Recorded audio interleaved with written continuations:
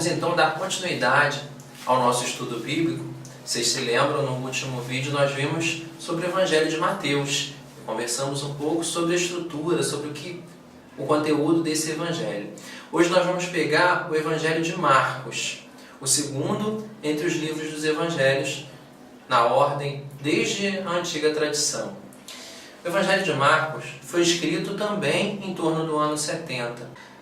Não se sabe qual dos dois foi escrito primeiro, o Evangelho de Mateus ou o Evangelho de Marcos.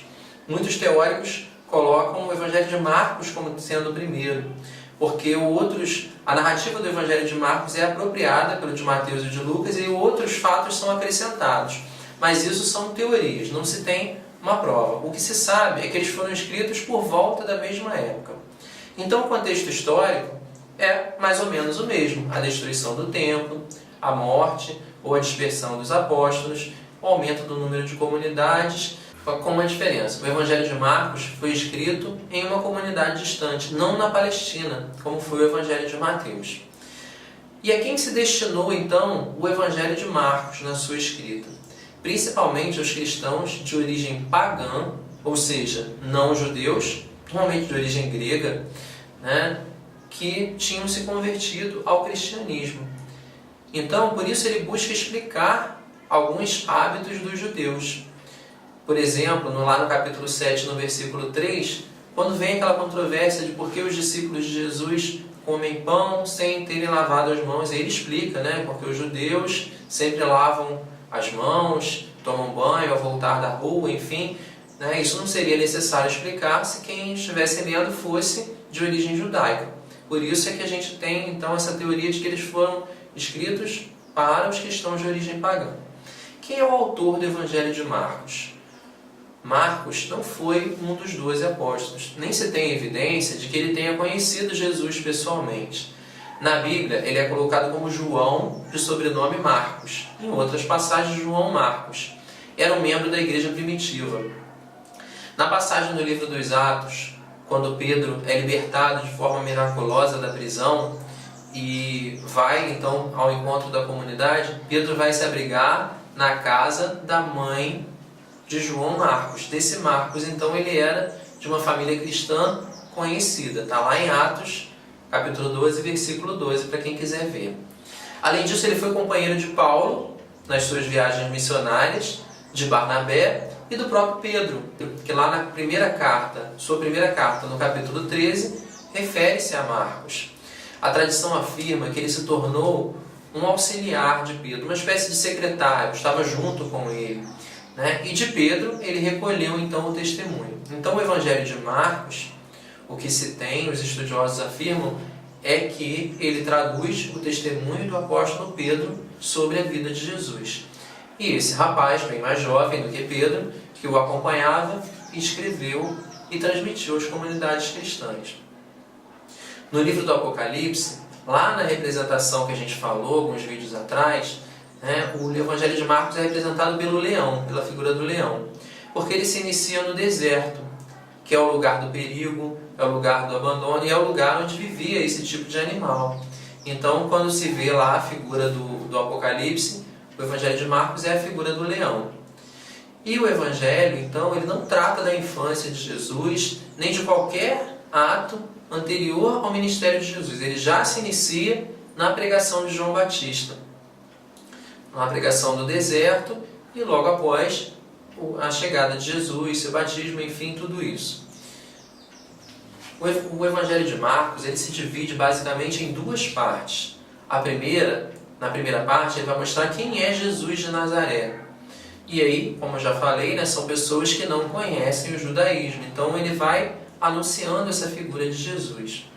Então essa parte culmina com a profissão de fé de Pedro, lá no capítulo 8, versículo 29. Vocês se lembram que no vídeo que eu falei sobre o Evangelho de Mateus, eu disse que esse era um acontecimento central no Evangelho de Mateus, também é no Evangelho de Marcos. Só que com uma situação um pouco diferente. Ele vai dividir, então, essas duas partes. E na primeira parte ainda, logo depois da profissão de fé, vem a transfiguração, que meio que confirma aquilo que Pedro afirmara. Jesus é o Messias, é o Cristo, Filho de Deus vivo. Na segunda parte, ele vai explicar como esse Jesus de Nazaré, que tem autoridade dada por Deus, que recebe os favores de Deus, ele morre e como ainda assim ele é vitorioso. Isso é um escândalo para os pagãos, né? Uma coisa inimaginável. Como é que um homem que foi condenado à morte e morreu é vitorioso? E Marcos então se ocupa na segunda parte do Evangelho com relação a isso, de mostrar que este Jesus é o Filho de Deus. E aqui, uma outra profissão de fé vai ser o ponto onde isso vai ser marcado, que é a profissão de fé do centurião aos pés da cruz, quando ele diz, na verdade, este era o Filho de Deus, lá no capítulo 15. O Evangelho de Marcos, ele mostra muitas curas, exorcismos e milagres. Isso é para reforçar a autoridade de Jesus diante da doença, que era considerada uma maldição, diante da ação do demônio, por isso Jesus o expulsa, e diante de toda a natureza. Por isso que o Evangelho ele vai reforçar muito essa questão. Uma outra coisa importante no Evangelho de Marcos é que ele apresenta a dinâmica da caminhada. Se vocês forem olhar nos capítulos, Jesus uma hora está num lugar, outra hora está no outro, uma hora ele está à beira do mar, outra hora está na região de Cesareia, outra hora está caminhando para Jerusalém, sempre caminhando. Essa questão do movimento é muito presente no Evangelho de Marcos e ela vai mostrar que nós, cristãos, também estamos aqui nesse mundo em caminhada.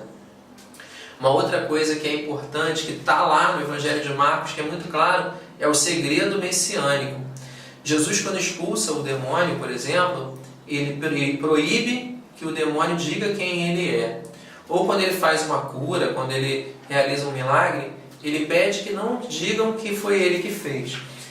O segredo messiânico, ele vai então sendo colocado, porque Jesus vai se revelando aos poucos, para que ele revele de forma culminante com a sua paixão, morte e ressurreição. O Evangelho de Marcos é o mais curto entre os evangelhos, ele tem 16 capítulos. Mesmo sendo assim, tão curto, ele detalha muito bem a paixão, morte e ressurreição de Nosso Senhor. Dos 16 capítulos que tem o Evangelho, 6 são dedicados a esse período. Ou seja, em 10 capítulos nós temos os ensinamentos e nos 6 capítulos finais temos a paixão, morte e ressurreição de Nosso Senhor. Nós vamos perceber que isso acontece em todos os evangelhos. Já vimos que isso acontecia no Evangelho de Mateus e também acontece nos outros. É aquela questão de reforçar o momento principal do cumprimento da promessa. E ele termina de forma muito semelhante ao Evangelho de Mateus, com a aparição de Jesus ressuscitado, instruções aos apóstolos e o envio, para que eles vão então a todo mundo anunciar o Evangelho.